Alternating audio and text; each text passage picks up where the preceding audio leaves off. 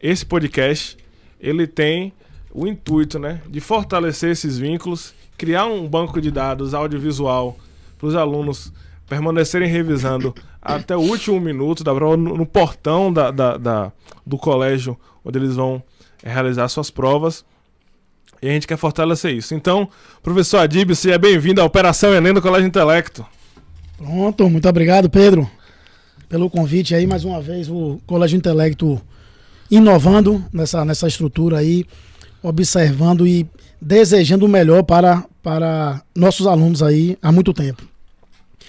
E, como você falou, em relação à estrutura da prova do Enem, é uma prova altamente, para o que muitos alunos no Brasil, principalmente no Nordeste, estão condicionados, complexa nesse sentido, porque a gente tem uma estrutura totalmente transdisciplinar, a gente deixou de ter uma estrutura multidisciplinar para ter uma estrutura transdisciplinar desde 2009, porque em 98, quando começou a prova, a gente tinha uma configuração com 63 itens, e a partir de 2009 a gente tem hoje 180 itens, né, dividido em 4 áreas do conhecimento, onde a gente exige lá 30 competências, certo? Então, realmente, é uma prova que a gente precisa estar ali massificando, independente da área do conhecimento, primeiramente, a configuração. Como é que funciona essa configuração? Como é que essa prova é corrigida? Porque a partir daí que a gente vai buscar a potencialização da pontuação dos nossos alunos, que é o objetivo principal. Então, diferente da teoria clássica, que é simplesmente o que é certo ou errado, a gente trabalha com a TRI, que verifica os pontos de distratores. Certo? Então a gente sempre busca ali eliminar as alternativas que estão fugindo, estão num desvio padrão considerável, e a partir daí, quando o aluno entende essa configuração, com certeza a pontuação dele vai lá para cima. E essa percepção acontece nas 4 áreas do conhecimento. Então a gente tem 180 itens ali, 45 de cada área do conhecimento, especificamente na nossa área, que é a área de matemática e geometria. Então a gente busca realmente nesse sentido, porque o aluno conhecendo não somente os conteúdos que são os objetos de conhecimento abordados pelo Enem, mas conhecendo como é que a prova é corrigida, como é que ela é montada, a chance dele ter sucesso é bem maior. Professor Adíbio, então assim, eu posso afirmar que essa é a grande estratégia para se estudar, né? A gente pegar os dados, pegar a estatística, se eu estiver errado, o senhor me corrige, dos assuntos mais incidentes e ter um estudo direcionado, né? Porque como o senhor falou, são inúmeros itens, né? Quantos itens que o senhor falou? São hoje 180 itens. Isso, né? 45 por cada área de conhecimento. Isso, 90 itens por dia. Então, assim, o aluno ele pode fazer um direcionamento específico no estudo dele em cima da incidência, no caso. Sim, sim. A prova do Enem, a partir de 2009, ela tem uma configuração e uma reincidência tanto de objetos do conhecimento, que a gente chama de assunto, de conteúdo, quanto na configuração semelhante. Então, a configuração das provas, especificamente matemática, que é a área que a gente conhece um pouquinho, é sempre rotineira. Então, quando você monta essa rotina, se você tiver a possibilidade de começar a resolver as provas mais antigas, é melhor, porque a chance de repetição de estrutura similar é muito grande. A prova disso é que a gente já teve 3 situações em que questões do Enem foram anuladas porque já haviam sido aplicadas anteriormente. O ano passado foi um exemplo, inclusive lá no Colégio Intelecto, a gente aplicou essa questão que envolvia gráficos de barras horizontais, numa prova, um mês antes dos nossos alunos fazerem a prova do Enem. Então, essa questão foi anulada. Então, quando você observa essa estrutura de recorrência, então o aluno ele foca naquela configuração, a chance dele é bem maior. Por quê? Não somente a pontuação é importante para o aluno que vai fazer, para a pessoa que vai fazer essa prova do Enem, mas também o tempo de resposta. Por quê? Para o segundo dia, que nesse ano vai ser dia 10 de novembro, que vai ser o dia em que vai ser aplicada as provas de matemática e ciências naturais, física, química e biologia, o aluno ele tem que, além de buscar potencializar a sua pontuação, ele tem que economizar tempo, já que a média de tempo por questão é de 3 minutos para o segundo dia. Então, como são 90 itens, vai chegar um momento, se ele não tiver condicionado, que ele vai estar saturado. E as questões mais triviais ali, ele pode ter problema. Então, a gente hoje trabalha com um método chamado método pega-vareta.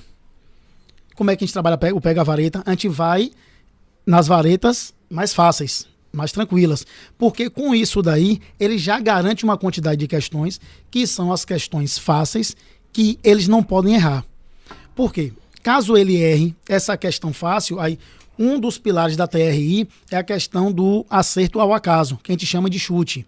Então, se ele erra uma questão fácil, parte da pontuação dessa questão menos fácil que ele teve, ou que normalmente a gente chama de questão de nível médio ou difícil, vai ser diminuída.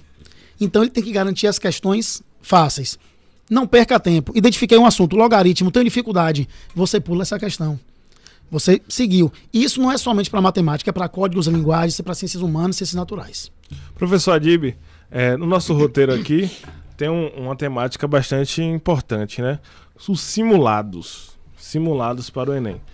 No Colégio Intelecto, a gente sempre teve essa política, né? A gente já chegou em alguns anos a fazer 5, 6 simulados para o Enem. Qual o lugar, professor Adib, do simulado na preparação para um certame como o Enem? O ponto mais alto do pódio, porque realmente o próprio nome, como você falou, Pedro, diz simulado, eu estou simulando aquela estrutura. Então, quando ele tem uma série de fatores que se assemelham ao máximo possível do Enem, isso ajuda bastante. E não somente a configuração da prova, mas o tempo que ele vai ter, aquela condição, o tempo que ele vai ter para realizar aquela avaliação, a condição que ele vai ter para realizar, a restrição de saída para ir ao banheiro, a restrição para ele receber essa avaliação antes de ir embora, o tempo mínimo no caso. Então, assim, o simulado ele ajuda bastante. E às vezes, sempre é importante que a escola, na condição de mola propulsora para que o aluno realmente alcance o seu objetivo, que é ter a pontuação, é ter a sua vaga na universidade, na faculdade, é fenomenal. Então, realmente, assim, é primordial que esses simulados sejam aplicados. Uma coisa que a gente sempre prezou antes do lado aqui da direção do Colégio Intelecto era que nossos simulados eles acontecessem, né? A gente consegue em algumas situações simular todas as condições, né, do simulado, então o horário, o aluno que chega atrasado, ele não consegue acessar a prova, simular os ritos, né, para gerar esse ecossistema mesmo da prova.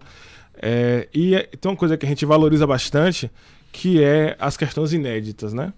Os contratos que a gente fecha com empresas fornecedoras desses simulados para os nossos alunos, eles garantem questões inéditas e tem um banco de dados específico de questões inéditas. Agora, saindo um pouco da questão dos simulados, professor, existe algum macete, alguma dica, algum jeito para interpretar gráfico, tabela, alguma coisa assim que o aluno consiga pegar rápido ali para deslanchar? Sim, sim.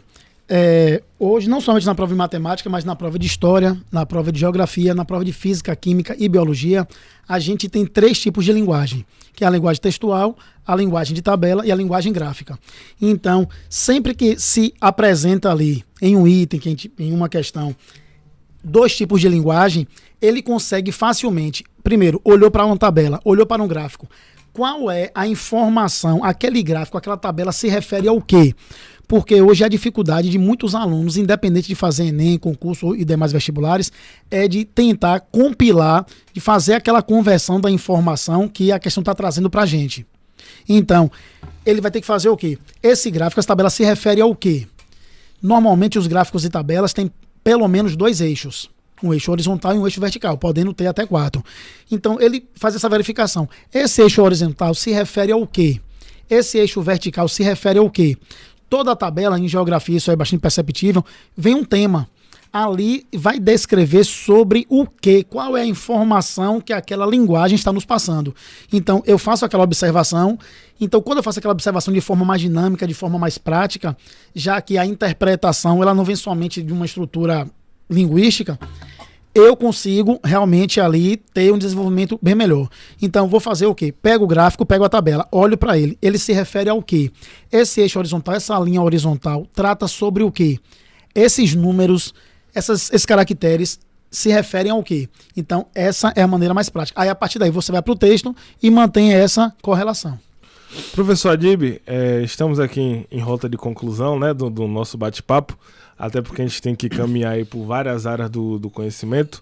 E eu queria, professor, que o senhor mandasse uma mensagem, né, e não só para os seus alunos de terceiro ano, que a gente sabe que o senhor tem aluno de terceiro ano não só no Colégio Intelecto, mas também em outras instituições de Feira de Santana, Mas mande também um recado para aqueles alunos que foram seus alunos e estão lutando por cursos mais concorridos, né? Universidades públicas federais, estaduais.